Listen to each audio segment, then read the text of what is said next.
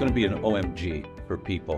One of the things that you had asked me before we started was, what's the primary source of these toxins for a family? And the primary source, I mean, there are many, but the primary one to begin with for a family is what everybody's exposed to, and that's your home. What's in your home? You know, the dishwashing soap you use in the dishwasher, don't ever turn it on unless everybody's gone to sleep. Turn it on at night. Why? Because it's not airtight, and the hot water with the chemicals in that dishwashing soap creates a gas that's a toxic gas, and you don't want to breathe that stuff. You don't want to be in the kitchen when your dishwasher's going. Now, if you haven't done so already, go ahead and click that subscribe button down below. It's a little red button. You punch that, and it's going to notify you every time we put out a new episode that can help you improve your bone health. And then also, if you haven't done so already, head over to bonecoach.com, sign up for the free 7-day osteoporosis kickstart. That's going to walk you through everything you need to be doing right now to get on the path to improvement and stronger bones. After you do those two things, go ahead and press play on this episode, and I'll see you inside.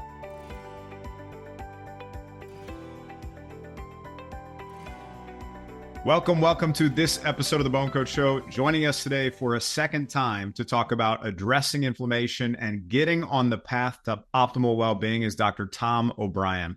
When it comes to getting healthy, Dr. Tom O'Brien's goal for you is making it easy to do the right thing. As an internationally recognized, admired, and compassionate speaker focusing on food sensitivities, environmental toxins, and the development of autoimmune diseases, Dr. Tom's audiences discover that it is through a clear understanding of how you get to where you are that you and your doctor can figure out what it will take to get you well. Dr. O'Brien is considered a Sherlock Holmes for chronic disease and teaches that recognizing and addressing the underlying mechanisms that activate an immune response is the map to the highway towards better health. He holds teaching faculty positions with the Institute for Functional Medicine and the National University of Health Sciences. He has trained and certified tens of thousands of practitioners around the world in advanced understanding of the impact of wheat sensitivity and the development of individual autoimmune diseases. And he's here today to talk about a very important topic, which is inflammation and how to get well. So Dr. Tom, welcome back to the show. thank you, Kevin. Pleasure to be with you. As always, a pleasure. I'm looking forward to this. And I know you have an important docu-series that's coming out. I want to make sure we talk about that. And actually, if you want to open with what is this new project that you're coming out with? Why is it so important? And why does everybody need to be aware of this? You know, when I brought a consultant in for a day with my staff to figure out how do we, what's our emphasis? Because there's so much information out there, that we could talk about. And people are overwhelmed by it. My staff is overwhelmed. Doctors are overwhelmed, and so they base their discussions usually on the symptoms that a person comes in with. But it was a full day exploration with this consultant to come up with this mnemonic, making it easy to do the right thing. That goes right past, people when in an introduction, there's a lot of information coming out and that goes right past it. But how do you make it easy for families to do the right thing in terms of their health? It's really easy, man. It's so surprisingly easy. It's like basic 101 that very few doctors talk about because it's too basic. And we don't really think, we've never been taught how to think about it this way. So let's get to it. The Center for Disease Control tells us that 14 of the 15 top causes of death in the world today are chronic inflammatory diseases. It's always inflammation, except for unintentional injuries. Everything else is a chronic inflammatory disease. But inflammation is just an activated immune system. It's the byproduct of when your immune system gets turned on. Inflammation is not bad for you. It saves our life every day. We literally would not be here if we didn't have our immune system activating inflammation to kill threats. When it recognizes a threat, it gets activated to go after that threat. For example, you have the same body as your ancestor thousands of years ago, the same kidneys, same liver function, same immune function, same gut function. We use our brains more, so we've got housing and food and all that, but we have the same bodies. 10,000 years ago, our ancestors were nomads. They followed the herds for food. There was no agriculture. And so their top concern was to find food to eat for them and their family. They'd find something, they'd smell it, they'd nibble at it, and then they'd eat it. And if there was something, bad bugs that they couldn't smell or taste, but nasty bugs, we have sentries that stand guard inside our small intestine so that anything that comes out of the stomach, when it comes into that first part of the small intestine, your immune system is watching it. These sentries are called toll-like receptors. And I think of the soldiers at Buckingham Palace with those big hats. You know, they're as dormant as can be. They're standing around doing nothing. They just stand there. But don't mess with those guys. That's your immune system. They're dormant. These toll-like receptors are dormant in the gut. But if they see a bug coming out of the stomach into the intestines, and that's where things can get into the bloodstream, is in the intestines. If they see a bug, they activate immediately to do two things. Cause a leaky gut, because the leaky gut is when the cells open between inside the lining of the gut, the cells gap open a little bit, and then water comes into the gut to wash out the bug with the poop. So that's the first defense mechanism they have. And then these sentries, these British soldiers standing guard, they activate the main amplifier of inflammation called NF-kappa B to kill the thing, to burn it up, to kill it. So you get this waterfall coming out to wash it out, and you get this inflammation to kill it. And how does the toll-like receptor know that it's a bad bug? It's been trained to look for the amino acids coming out. And if that amino acid structure, think of amino acids like bricks in a brick wall. And some people put different colored bricks in places for design and all that. That's your proteins. They're made up of just a few amino acids, but they're in different combinations, different colored bricks, right? But it's always amino acids.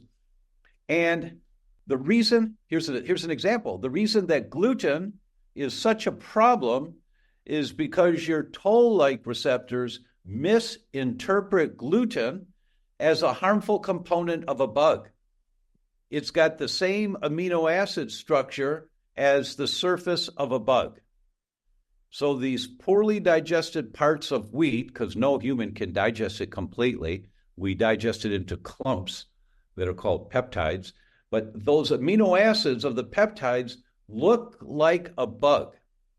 And so your immune system, trying to protect you, gets activated right away to kill this thing, gluten. And you get leaky gut, you get water in the intestines to wash it out, and you get inflammation. But your immune system is just trying to protect you. And I use the gluten example as one of the ways that wheat is one of those things that causes a problem for a lot of people. And this is why it's misinterpreted as a harmful component of a bug. So we've got this immune system there to protect us all the time. Inflammation is not bad for you. Excessive inflammation is bad for you. And that's where the problem comes in for 14 of the 15 top causes of death, is the excessive inflammation. It's called low-level inflammation, and the problem with that term is that people minimize the importance of it. Well, it's low level, nothing to worry about. No.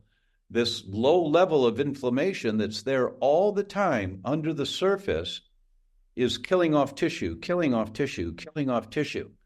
And that goes on for a long time, as you know, and most healthcare practitioners know. Autoimmune diseases, by the time you get a diagnosis, it's been there for years under the surface, killing off tissue. And then eventually you get so much tissue damage that now you get some symptoms, and then the symptoms get bad enough, you go to the doctor, and then you get diagnosed with an autoimmune disease, as if you just got it. but the thing's been going on for years. We know with Alzheimer's, the inflammation in your brain is going on for 20 to 25 years before you ever have a symptom of cognitive decline. So it's this low level of inflammation under the surface that we're talking about. And I traveled to 7 countries and interviewed over 64 docs, 66, something like that, world-renowned researchers. I mean, the true people on the cutting edge to figure this thing out, because nobody talks about this. And you want to be healthy? Look, here's a statistic, and then I'll stop for the moment. The World Health Organization tells us that the average lifespan, between 1990 and 2010, the average lifespan of someone in the U.S. went up by almost 3 years to 78 point something. It was 75 in 1990, and by 2010, it was 78. That's the average lifespan. But the average health span was 68. No, what does that mean? It means that the last 10 years of your life have disability. You're not healthy anymore. You're alive, but you've got disability.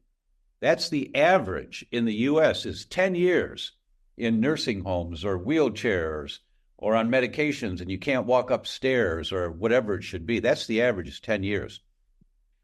And between 2010 and 2022, the average lifespan has gone down.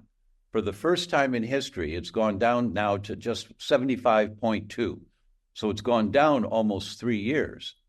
But the average health span has stayed the same, 65, which means that you've got more disability. You've got these years and years of disability. Well, wait a minute. I don't want to be disabled in my senior years. I want to have some vibrancy in my senior years. If that's the case, you have to stop this ongoing inflammation under the surface that hasn't killed off so much tissue yet that you've got a diagnosis. So when you understand that concept, it's easy to stay healthy. The question is, what is my immune system trying to protect me from? Of course, you have to eat enough of the right kind of foods, vitamins and minerals and that kind of thing. You still have to learn how to select foods. But it's okay, if my immune system is activated, what is it that it's trying to protect me from? Is it gasoline or kerosene? Is it mold or petrochemicals that you're breathing in that are getting stored in your body? Is it gluten or is it phthalates from the plastic that leaches into the water that we're drinking? So you have to identify what is your immune system trying to protect you from. And I'll pause there. Wow. No, this is such an important topic. And one of the things that you mentioned is people don't want to get to their later years and still be alive, but not be able to do the things that they love. Or right. Sitting in a wheelchair, looking out the window, watching everybody else play while they're the ones inside, thinking about their past or things they could have been doing differently. I always tell people the decisions you're making now, they're not just for 3 months from now. They're for 10 years, 20 years, 30 years from now. And if we can make better decisions now, if we can get more answers now, that could add an extra 10, 20, 30 years of good quality life toward the end.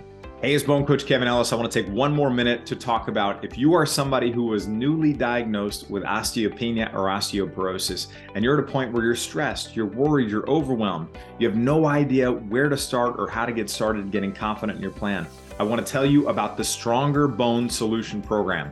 Over 5,000 people have come through the Stronger Bone Solution Program, and it walks you through the exact process you need to fill in the missing pieces, uncover critical things in your plan that you may not be aware of, and help you make modifications, adjustments, and tweaks to get you to the place where you're building stronger bones. I want you to get confident in your plan so that you can focus on living life and enjoying the life that you deserve with the people you love most. So if that's where you want to be, head over to bonecoach.com/apply and apply for our Stronger Bone Solution Program right now.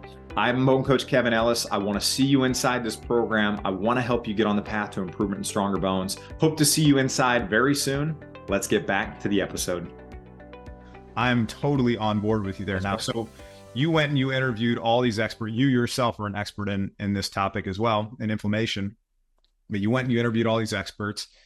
As you were doing these interviews, what were some of the things that were consistent that came up during these interviews that you're like, okay, these are the underlying causes, these are the contributors, these are the things that people need to look out for?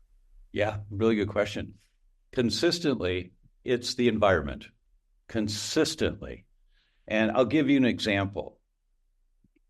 In my opinion, and this is now my opinion, everything else I tell you is just science, but this one's my opinion. The most sensitive tissue in the human body is a fertilized egg. It has no immune system. It can't protect itself from anything. It's completely dependent on mom's immune system, so that when it binds on the inside of the womb and it starts to grow, it doesn't have any protection. It's completely dependent on mom, right? So they did a study at Harvard, and they published it in the Journal of the American Medical Association. And the editors of the journal said, this is an elegant study using sophisticated biomarkers to prove their point. Now, the editors of the journal, the American Medical Association, don't say that very often. They don't give a stamp of approval. So we knew that, wow, this is okay. Let's take a look at this study. And it was on couples going to assisted fertility centers. And you're in the age bracket, Kevin, and I'm sure a lot of your followers are, who they've got friends, or perhaps they themselves have gone to assisted fertility centers. And these people are spending tens of thousands of dollars of their own money to try to get pregnant and have a healthy pregnancy. It's a beautiful thing to have a family. And these people are trying hard.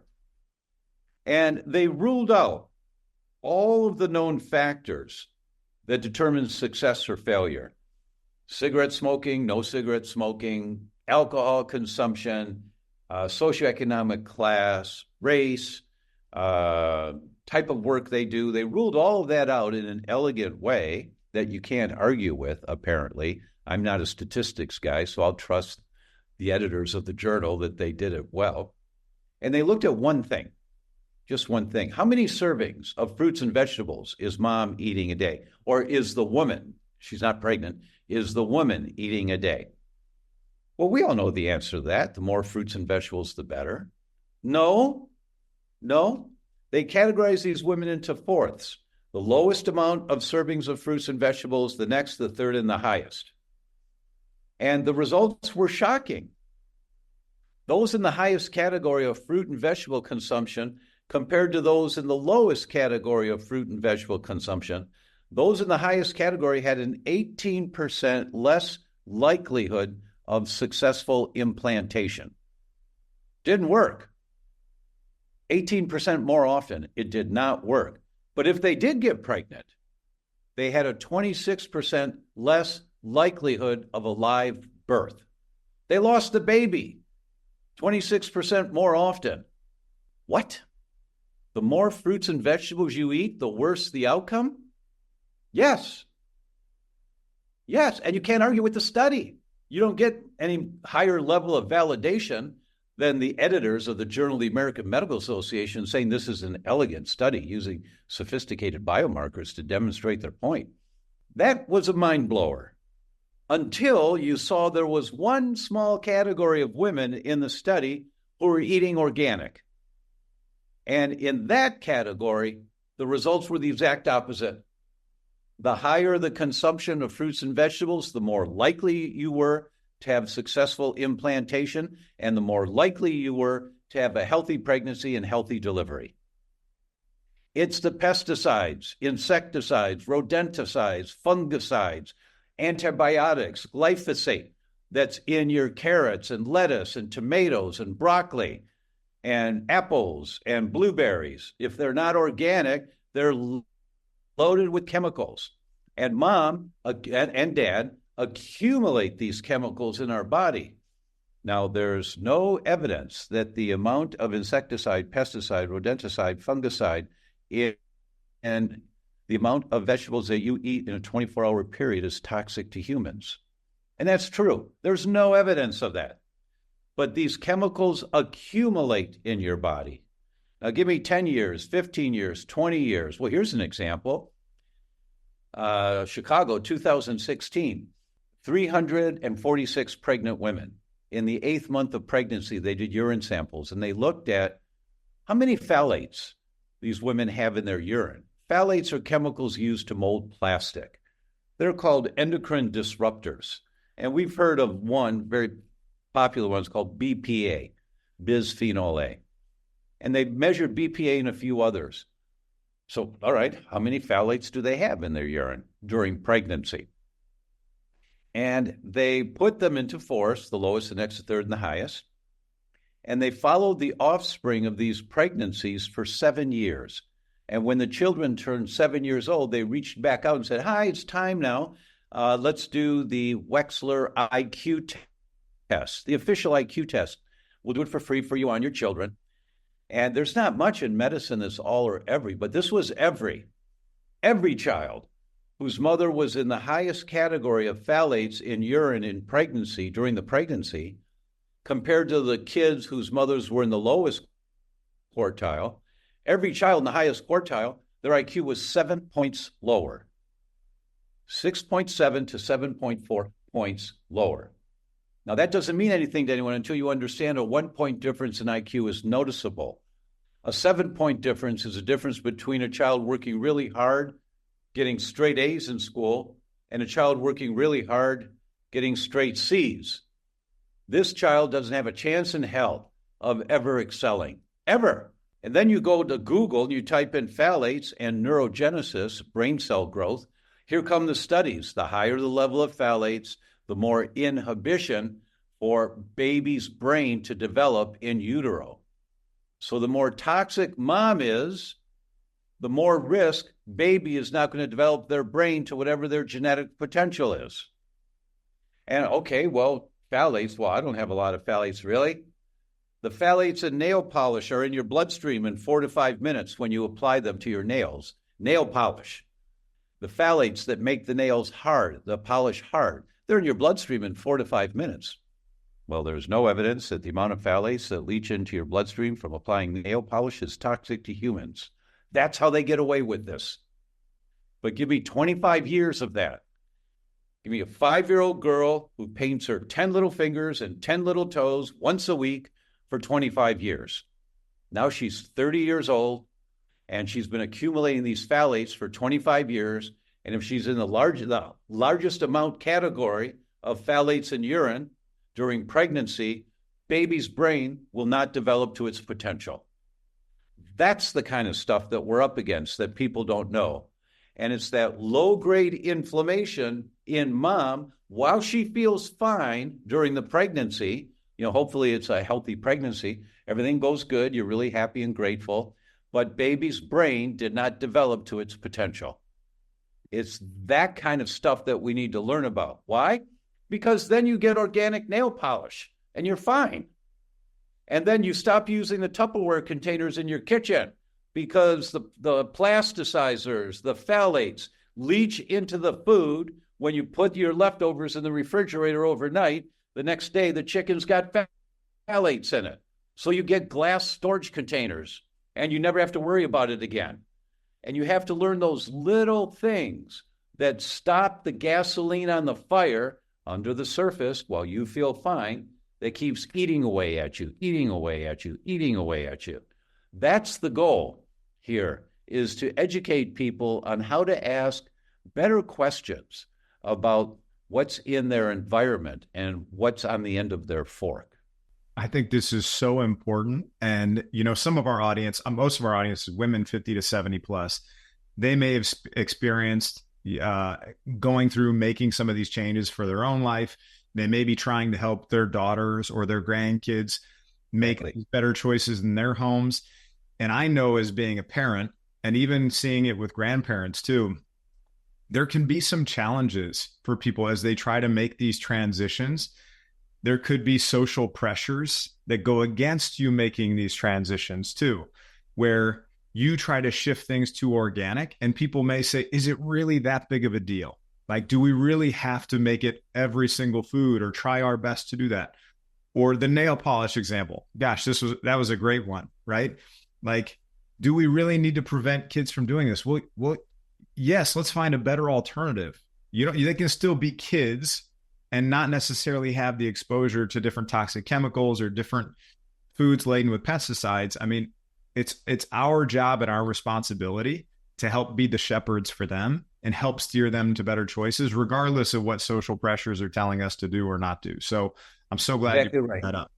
Exactly right. I forgot to tell you one thing on the vegetable during pregnancy study. And this is the good news. Those women put in the category of organic consumption were put in that category if they were eating 3 servings a week, not 21 servings a week of organic food. 3 servings a week completely reversed the outcome. Everyone can do 3 servings a week. Everyone can. And we think the reason for that, why just such a small change made such a big difference, is because, if you're eating organic whenever you can, if you're trying your best and eating organic, you probably bought organic shampoo for your bathroom. You've got organic dishwashing soap in the kitchen and organic laundry soap. You're trying. You're doing the little things that over time accumulate. Now, the authors of that study didn't ask them, what kind of laundry soap do you use, or any of those kinds of questions. But I think that's probably why it only took 3 servings a week to fall into the category of completely reversing the outcome. And that's good news. That means every little bit. Look, 2 weeks ago, I was in LA and I interviewed Fran Drescher, the nanny. And what a beautiful woman, just a wonderful human being. She makes you laugh continually while she's telling you serious stuff. And, she's a 23-year survivor of uterine cancer. And she said, when I got cancer, my oncologist saved my life. The surgery saved my life. And I still see her twice a year, and she's a good friend. She said, but I decided to ask the question, why did this happen? And as opposed to using my fame to raise money for research, which is very important, it's very important, I decided to ask the question, why is this happening? And she wrote a New York Times bestseller called Cancer Schmancer when she found out the answer. And then she started her organization, Cancer Schmancer. And you go to cancerschmancer.com and you see there are all of these handouts and courses and events that occur as to where does cancer come from. It comes from your environment. It comes from the phthalates. Credit card slip receipts. You take a credit card slip receipt from when you sign the receipt and you take it, put it in your hand, fold it up, and put it in your pocket. Within less than a minute, your bloodstream is tens of times higher in phthalates, that they go right through your skin into your bloodstream. BPA, bisphenol A, goes right through. I never touch a credit card receipt. I'll sign it. I put on the corner, I stabilize a piece of paper, I sign it, and then I take a picture of it with my phone. So I've got a record. I don't want those receipts. I'm not going to touch them. And you learn little things like that accumulatively make a difference. And Fran, she looks in the camera and she says, when I was a young woman, I used to be a smoker. And one day I realized I saw some pictures of smokers' lungs, and I thought, why am I treating my lungs so bad? What did they do to me to make me treat them so bad? And then she started laughing, that laugh of hers. Yeah. She started doing that laugh. And she said, I vowed that day, I will never do that again to my lungs. And she stopped that day. And as a result of that kind of thinking, when she started to explore where does cancer come from, she committed herself. Her home was going to be the safest place in the world for her, very safest place. So you walk into Fran Drescher's home, which is beautiful, but you walk into her home, and I laughed, when she came out, her assistant welcomes you, brings you in and all that. And when she came out and we greeted each other, Yeah, I started laughing. Fred, you're the only other person in the world besides me that does this. And she said, uh-oh. And she looked and said, your assistant gave us booties, little blue booties to put on our shoes before we could come into your house. And she started laughing. She said, yes. I said, why do you do that? You leave the toxic world outside. My neighbor may have sprayed their lawn for dandelion weeds yesterday, and you walk by on the sidewalk, the chemicals are on your shoes. You walk into my house on my carpet, the chemicals are on the carpet. My dog walks around, now the chemicals are in its paws. My dog gets cancer. You're not going to give my dog cancer. Like that. But, the way Fran does that. I mean, it was just magical how she explains. And she said, how do you get from where you're sitting to the kitchen? And she looked at me and I said, I know what you're going for. And she says, well, how do you do it? I said, one step at a time. She said, that's right.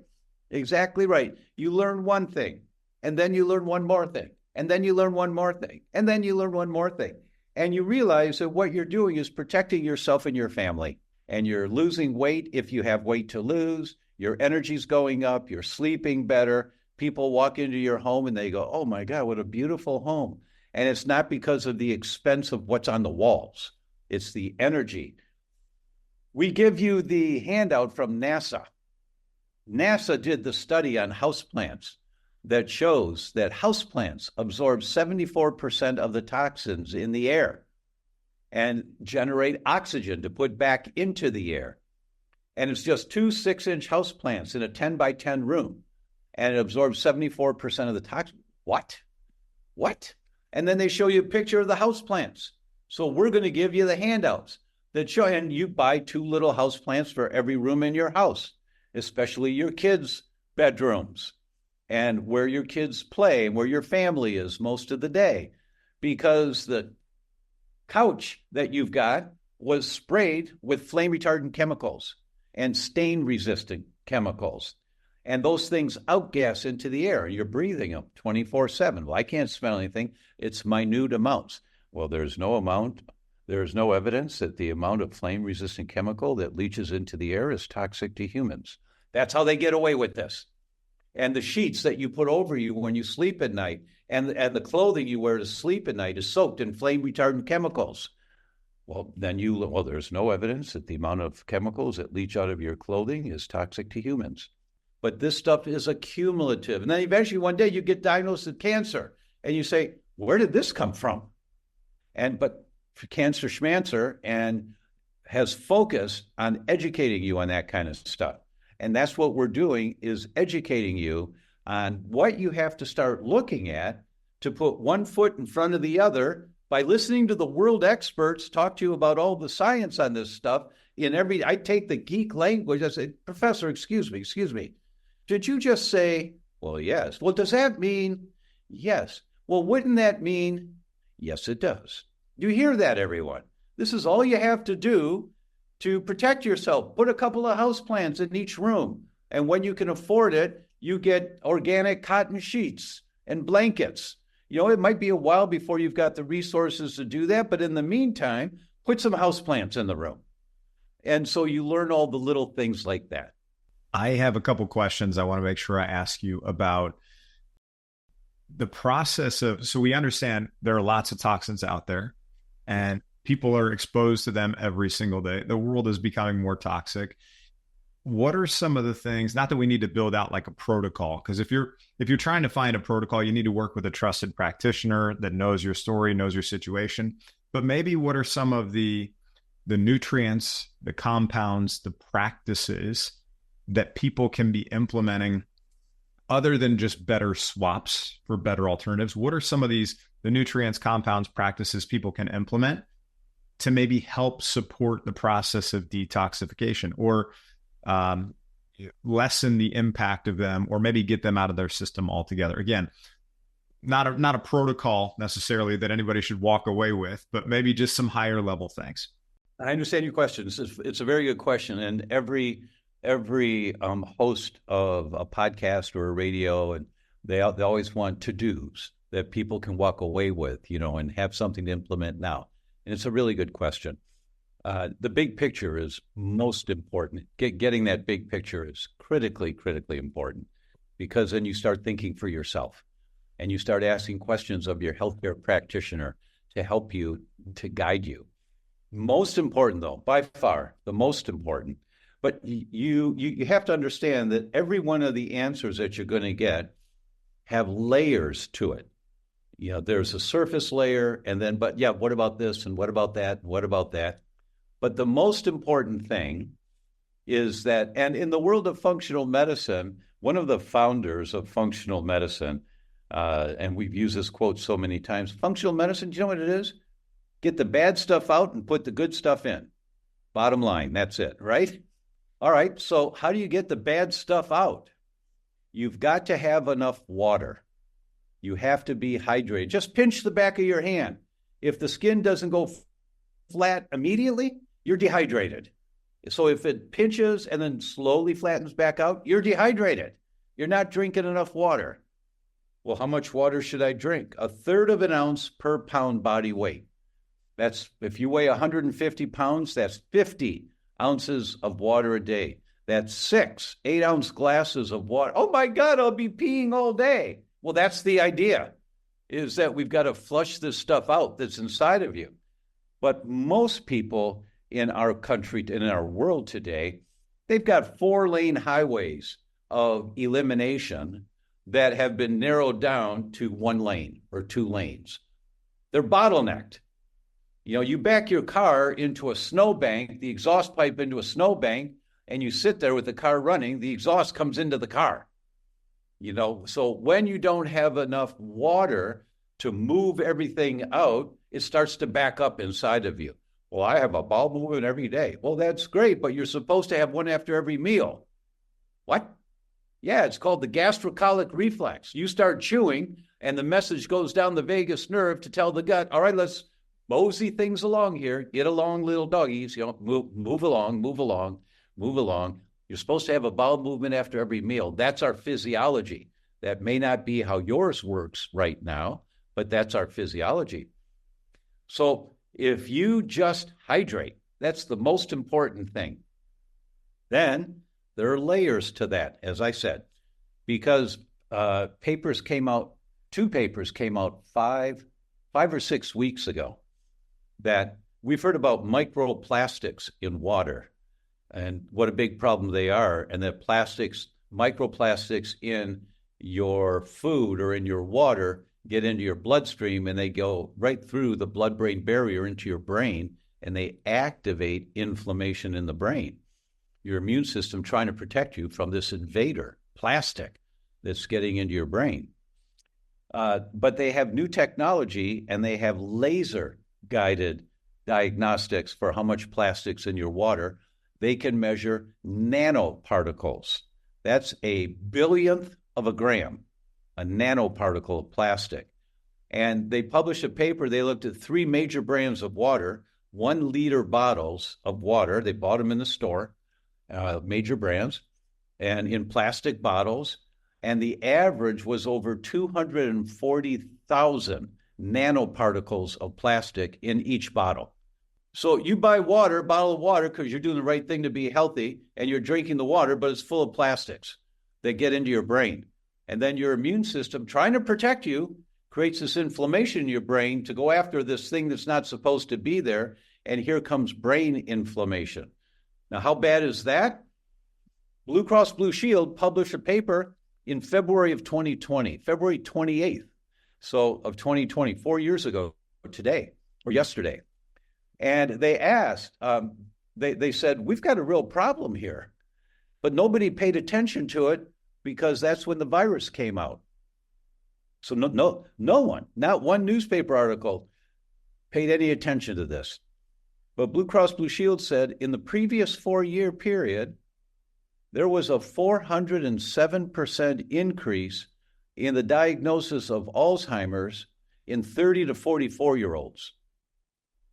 407% in 4 years. Why? Because of all these toxic chemicals we're exposed to every day. yes, you start hydrating yourself, but you've got to get educated on where are all the exposures coming from for you and your family, because this inflammation inside your body, while you feel fine, this inflammation is killing off brain cells, killing off brain cells, killing off brain cells, or kidney cells, or heart cells, it doesn't matter, or joint cells, or thyroid cells. It doesn't matter what system of the body you talk about. This is the mechanism. So making it easy to do the right thing means get the big picture. The number one thing that's going to kill you is inflammation that's there for years under the surface. And you want a higher quality of life, you reduce the inflammation. So then you have to ask questions, is it gasoline or kerosene? Where is the inflammation coming from? And that's what this event is all about, is to learn to ask those questions. Understood. And let me ask one other question about sauna. So we talked about the different pathways, people drinking, obviously taking some of those toxins out of their bowels. That's really important. Also our skin. What about saunas? Saunas are excellent. It's a very important part of the detoxification process. We have a whole day on detoxification. Any sauna is better than no sauna. So the idea of sweating is just excellent.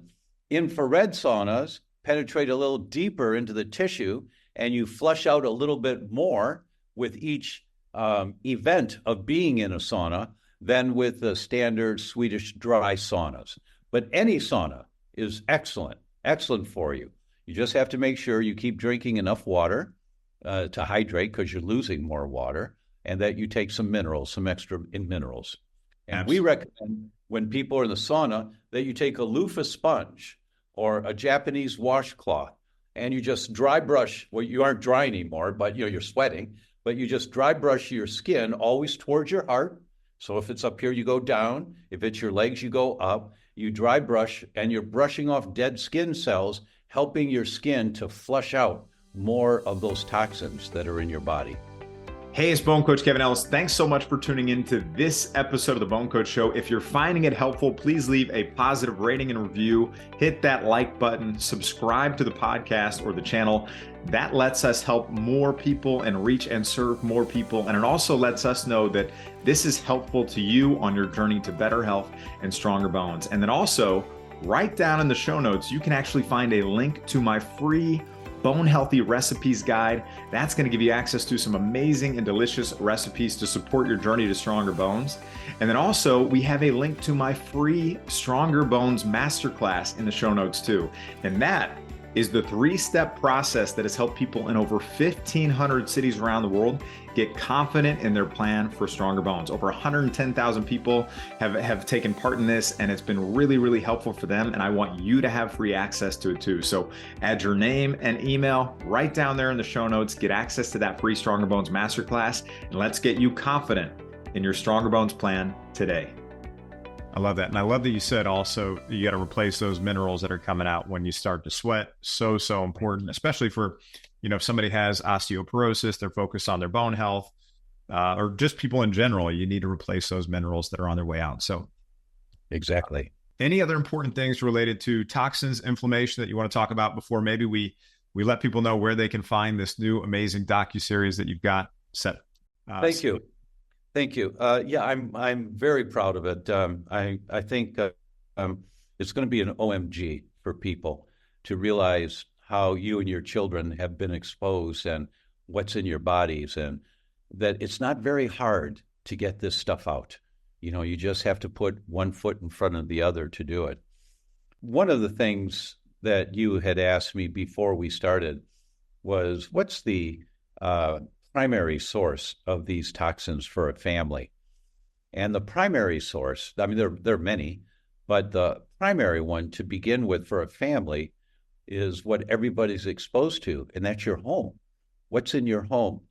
The dishwashing soap you use in the dishwasher, don't ever turn it on unless everybody's gone to sleep.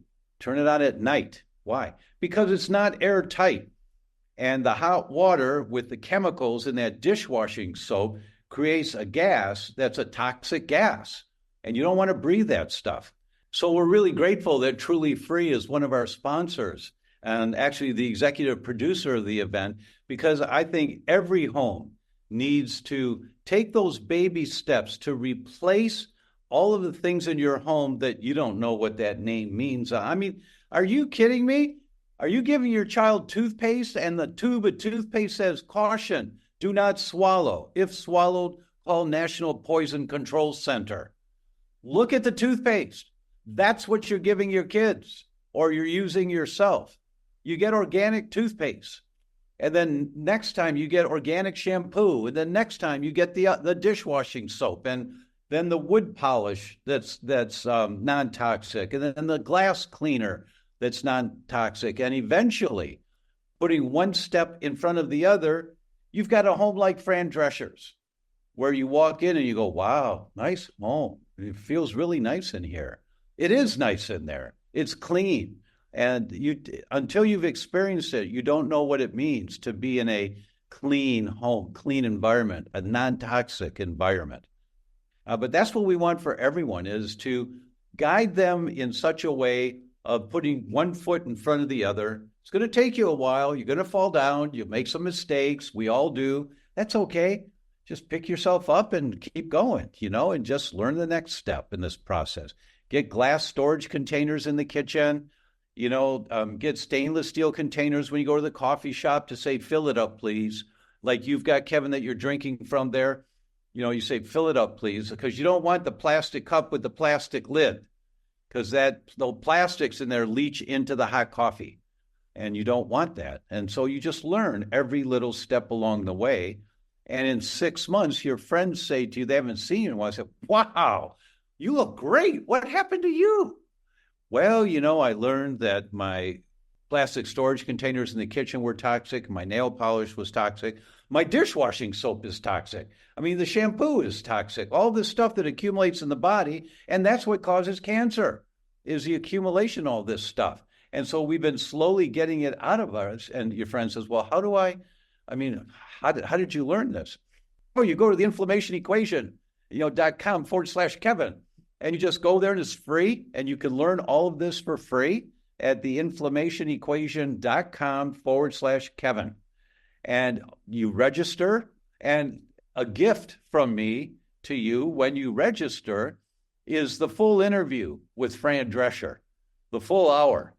Because a docu-series means there's 8 minutes of this author or this researcher, 12 minutes of this one, 6 minutes of this one, every day for a story. They're all talking about a theme like detoxification or food selections, whatever the theme is of the day. But we're giving you the whole uncut interview with Fran, because you're laughing as you're thinking about all the toxic stuff in your home, right? And she just makes it so easy to feel non-threatened by this.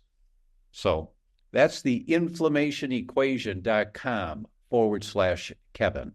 I love it. I'm going to make sure I link to that down in the show notes for those who didn't catch that. I'll also link to, you mentioned Truly Free. We recommend Truly Free products. They're really a great company. And it's one way to just start making easier, better alternative swaps. And again, over time, you're going to reduce that toxic exposure. You're going to reduce the toxic load. You're going to start to get healthier and feel healthier. And this is exactly what Dr. Tom does every single day. So Dr. Tom O'Brien, thank you so much for sharing this with our audience. Where else can people find you? We're going to link to the inflammation equation /Kevin in the show notes. Anywhere else you want people to find you?